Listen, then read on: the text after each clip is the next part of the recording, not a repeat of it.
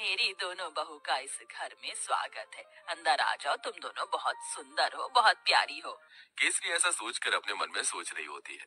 अब मेरी दोनों बहू आ गई हैं, इस घर को अच्छे से संभाल लेंगी, जैसे कि मैंने संभाला है। ऊपर से अब ठंड में मुझे काम भी नहीं करना पड़ेगा। जैसा मैंने सोचा था उससे भी बहुत सुंदर है मेरा ससुराल। अपना ससुराल देखकर तो मुझे इतनी खुशी हो रही है कि बस क्या बताऊं। मेरी तो सारी ठंड भी भाग गई। यहाँ तो किसी चीज की कमी ही नहीं है। सच कहूँ तो बहुत सुंदर लग रहा है ससुराल। पहले तो मैंने बहुत गरीबी देखी है, लेकिन ससुराल में किसी चीज की कमी नहीं होगी क्योंकि सब बढ़िया है। दोनों बहू के चेहरे पर मुस्कान थी। तुम दोनों बहुत थक चुकी होगी और तुम्हें ठंड भी लग रही होगी। चलो, मैं तुम्हें तुम्हारे कमरे में छोड़ आती हूँ। उसके बाद तुम्हारी पहली रसोई की रस्म करेंगे। केसरी ऐसा कहकर अपनी दोनों बहू को उनके कमरे में लेकर जाती है, जहाँ दोनों बहू थोड़ी देर आराम करती हैं। कुछ ही देर में केसरी उनके पास आती है और उन्हें पहली रसोई की रस्म के लिए बुलाती है। तुम दोनों ने आराम तो कर ही लिया होगा, चलो पहली रसोई की रस्म भी कर लेते हैं।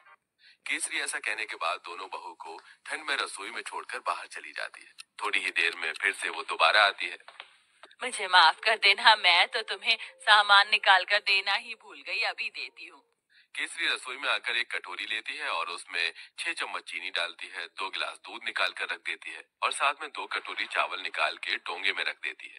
ये रहा सारा सामान। अब तुम अच्छी सी स्वादिष्ट खीर बनाकर सभी के लिए मीठे में लेकर आ जाना।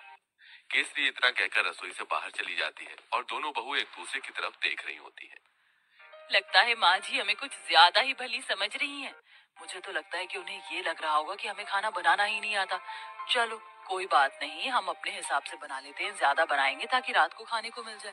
खाने के बाद कुछ मीठा अच्छा लगता है। इस तरह आराध्या और राधिका दूध चीनी चावल निकाल कर ज्यादा सी खीर बना लेती हैं, जिसके बाद वो खीर परोसकर घर में सभी को देती हैं।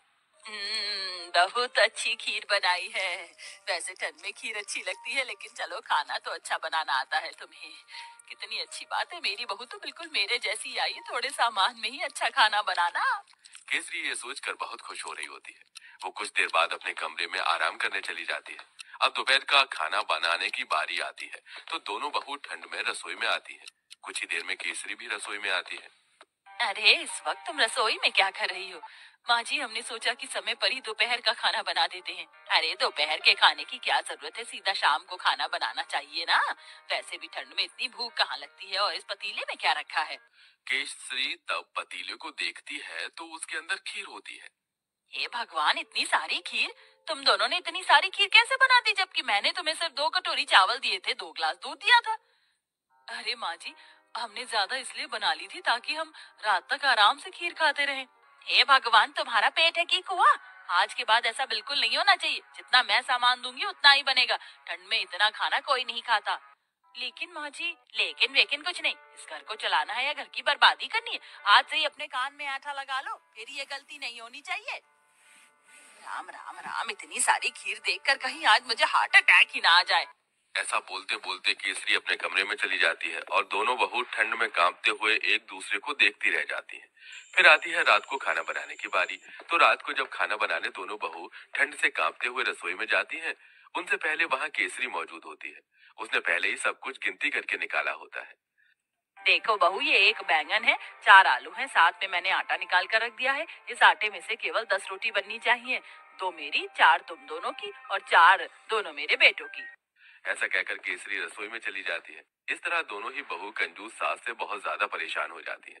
रोटी बनाते बनाते आखिरी में 10 रोटी के बाद एक लोई रह जाती है। दोनों बहू वो भी बना देती हैं। तो इस बात पर भी केसरी उन्हें खूब सारी